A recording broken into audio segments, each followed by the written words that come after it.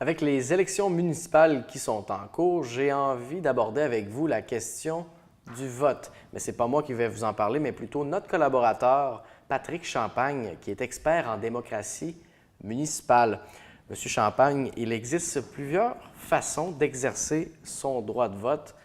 Pouvez-vous nous les présenter de façon générale?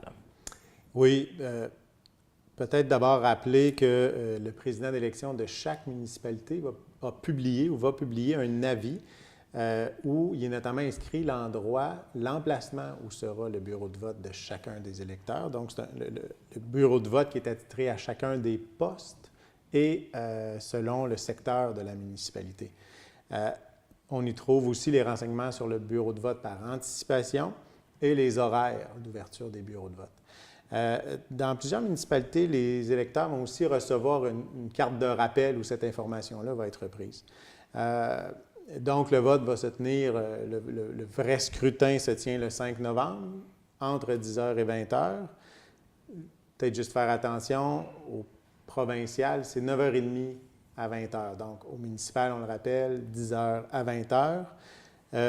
On en a parlé tout à l'heure, il est possible de voter par anticipation, 7 jours avant le scrutin. Donc, cette année, c'est le 29 octobre, entre midi, dans ce cas-ci, et 20h.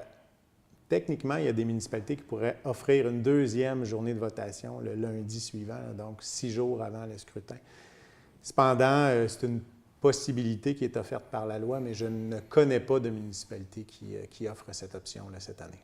Et pour les citoyens de la Côte-de-Beaupré et de l'île d'Orléans qui voudraient exercer leur droit de vote, là, y a-t-il des éléments qui sont importants à savoir, là, qui seraient importants pour eux de connaître? Ouais, une fois qu'on connaît l'endroit et l'horaire, il faut simplement se rappeler qu'il faut être inscrit sur la liste électorale. Et c'est important aussi, il faut s'assurer d'établir son identité à l'aide d'une pièce d'identité qui est émise par le gouvernement, comme par exemple là, une carte d'assurance maladie, permis de conduire, passeport. Là, la liste peut être trouvée probablement sur le site de votre municipalité ou du moins sur le site du directeur général des élections.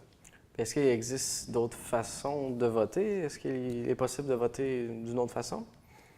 Oui, il est possible de voter d'autres façons, mais ce sont des mécanismes de votation qui sont soit offerts à des citoyens en particulier ou qui sont offerts de façon facultative par certaines municipalités. Par exemple, les personnes qui sont incapables de se déplacer et qui sont hébergées ou domiciliées dans certaines installations de soins, dans les centres hospitaliers, les soins de longue durée, ou certaines résidences pour aînés peuvent demander de voter dans leur chambre. Ces personnes-là doivent cependant avoir fait une demande là, par écrit. Autre exemple, il y a le vote par correspondance qui est permis, mais uniquement aux non-domiciliés, aux électeurs non domiciliés. On en a déjà parlé dans une autre chronique. On parle ici, par exemple, des propriétaires de chalets.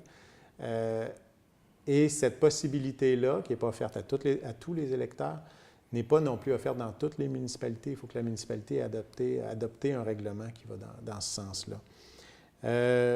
Maintenant, il y a quelques autres modes de votation. Les citoyens pourront en entendre parler. Là. Le gouvernement a autorisé encore cette année quelques projets pilotes de vote au bureau, notamment du président d'élection.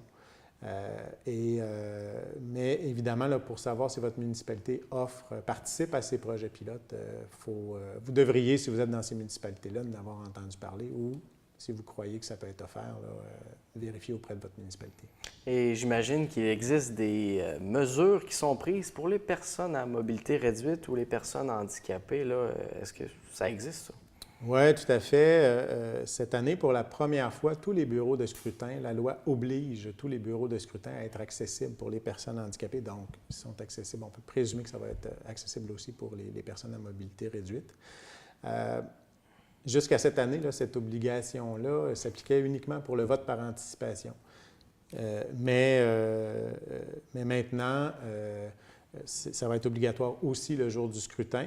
Précisons cependant que dans les années passées, plusieurs présidents d'élection cherchaient à avoir des endroits accessibles pour les personnes handicapées, même si la loi ne les obligeait pas. Là. Et en terminant, j'ai entendu dire que le vote électronique n'est toujours pas permis, qu'il n'est toujours pas possible au Québec de voter de façon électronique. Là. Est-ce que c'est vrai? Oui, c'est vrai que le vote électronique n'est pas permis. Ça avait été permis là, dans les années 90 jusqu'en 2005. En 2005, il y avait eu des ratés assez importantes pour que le directeur général des élections fasse enquête. Et cette enquête-là avait permis de documenter les problèmes qu'on avait observés, mais aussi d'en découvrir d'autres qu'on n'avait peut-être même pas vus.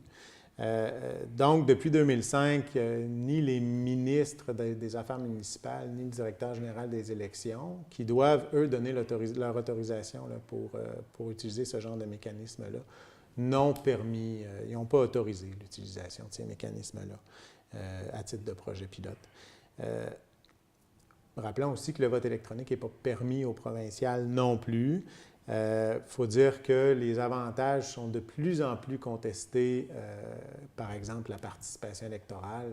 Il ne semble pas que ces mécanismes-là favorisent ou augmentent la participation électorale. Puis les risques sont de plus en plus dénoncés ou mis en évidence, mais même souvent par des informaticiens qui soulèvent les risques de l'utilisation de ces technologies-là. Ça demeure, à mon avis, quand même une avenue intéressante. Il ne faut pas tout rejeter. Notamment pour les personnes qui souffrent de certains handicaps ou peut-être le vote à distance à petite échelle. Mais dans ces cas-là, la question des coûts qui entre en jeu. Donc, à court terme, je n'ai pas l'impression qu'il y aura du vote électronique au Québec, ni à moyen terme, honnêtement. Monsieur Champagne, merci beaucoup pour ces précisions et votre présence aujourd'hui à la télévision d'ici. Plaisir.